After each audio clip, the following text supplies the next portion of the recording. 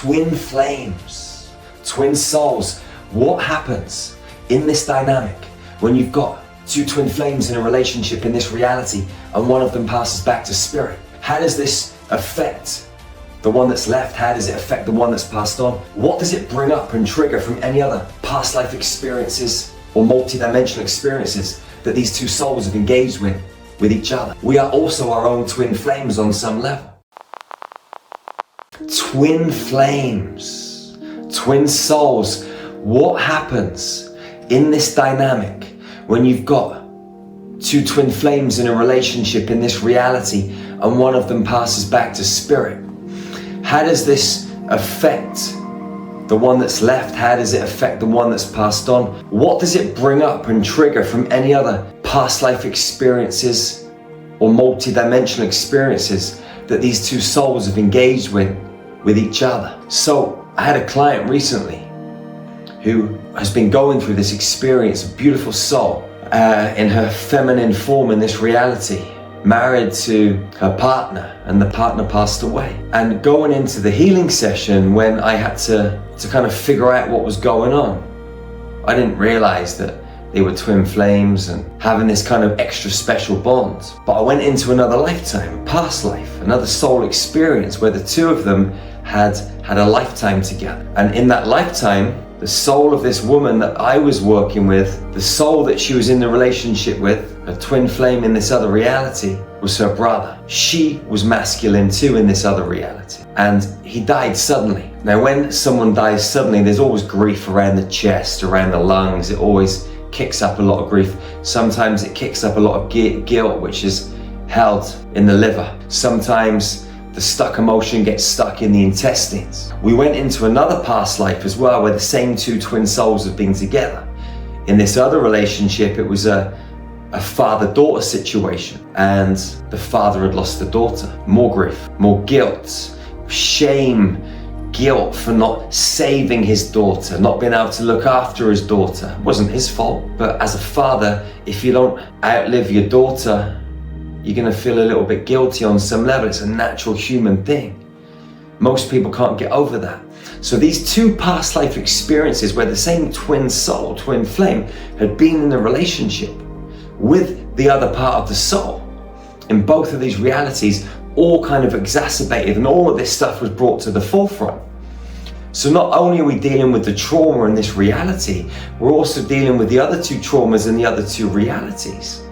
Now, what's so beautiful about this experience is we can go and connect with the aspects of the soul in those other realities and bring them into healing. I asked permission if it was okay to bring the other piece of the other half of the soul into healing from the lady, the goddess that I was working with, her partner, his piece of the soul. So I brought both of those from both of those realities into healing for him, because I was given permission for that, and her pieces into healing.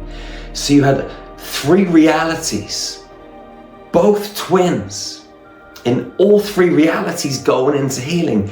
That's magical.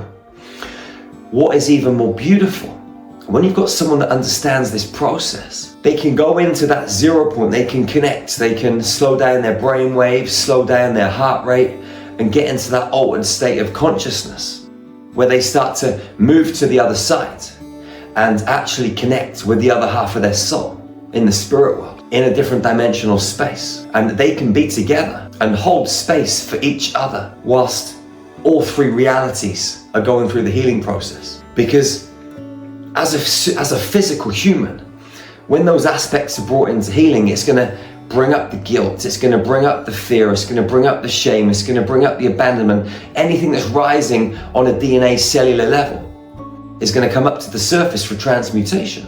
If you're dealing with that on a kind of a single soul level, it's one thing. Dealing with it on a twin flame level, everything's amplified and exacerbated.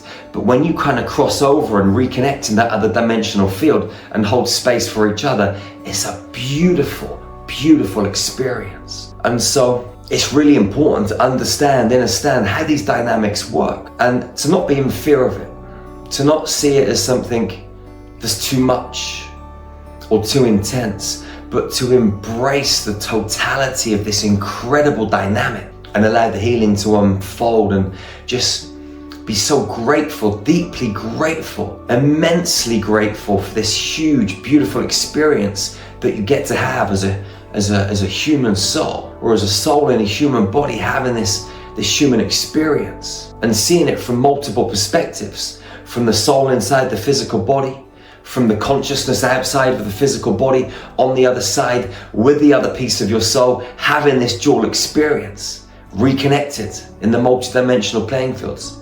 This is phenomenal. When it comes to this kind of twin flame experience, it's really important to know that within inside every single human, that unity can occur.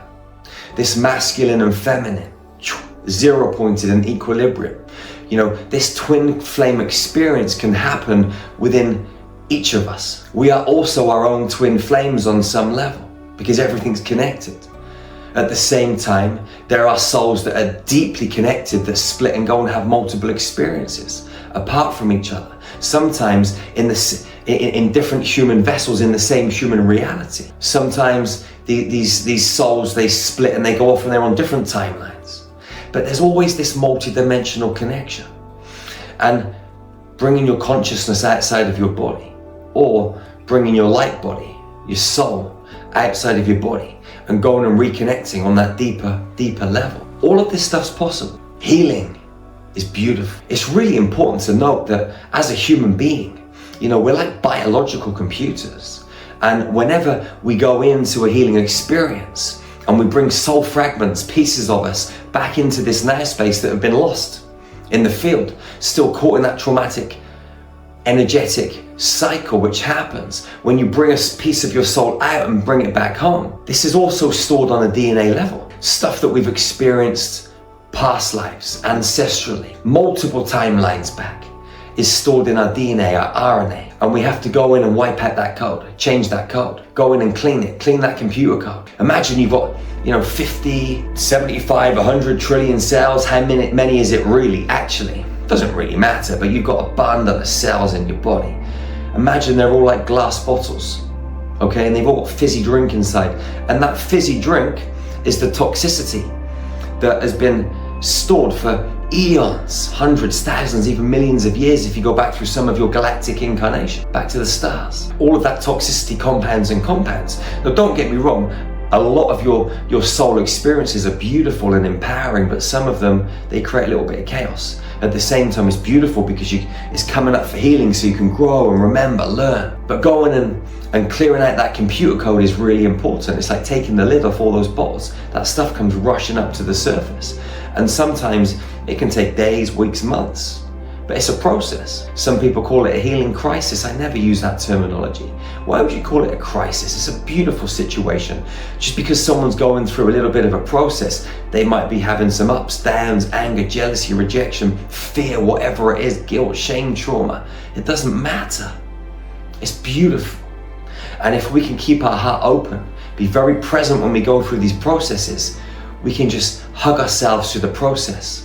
Like a caterpillar going into a chrysalis, you know you're going to come out like a beautiful butterfly and take graceful, geometrical, electrical flight at some point and grace the world with your beautiful presence, those beautiful wings.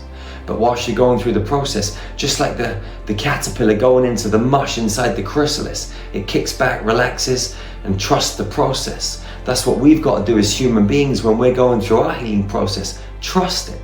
We always come out the other side and we fly lighter, a higher frequency, more in that 0 point. It's magical. So wherever you are on this planet, beautiful soul, go out into the world, love your sisters and brothers fiercely and ferociously, hug them tightly, and never, ever, ever be the first to let go. It's a beautiful medicine. Hugging, man. If you want to know how to heal people or facilitate the healing of other people rapidly, go to starmagichealing.org and check out our training pages. We've trained thousands of people in more than 60 countries now, from China to America, everywhere in between. We're building healing centers. So if you're interested in this kind of mission, go and get trained. Come and get trained in our tribe and come and work in one of our centers. My mission is your mission is my mission. We have one mission, and that's to raise and elevate consciousness, to expand our hearts, to unify as sisters and brothers on this planet. There's no other way, there's no other choice. Alchemy, we're powerful architects, spiritual gangsters, sovereign soldiers, Jedis. I love you so much. Remember to check out our ascension tools too inside Infinity. We've got hundreds of guided meditations, light language transmissions, cosmic yoga videos, high frequency nutrition, breathwork, mystery school teachings, private groups so you can connect with awesome souls just like you on this same human mission. It's beautiful, it's a game. Have fun, smile, love the process. And I'll see you soon. One love, one heart, one human family. Peace and love, beautiful soul. I'll see you soon.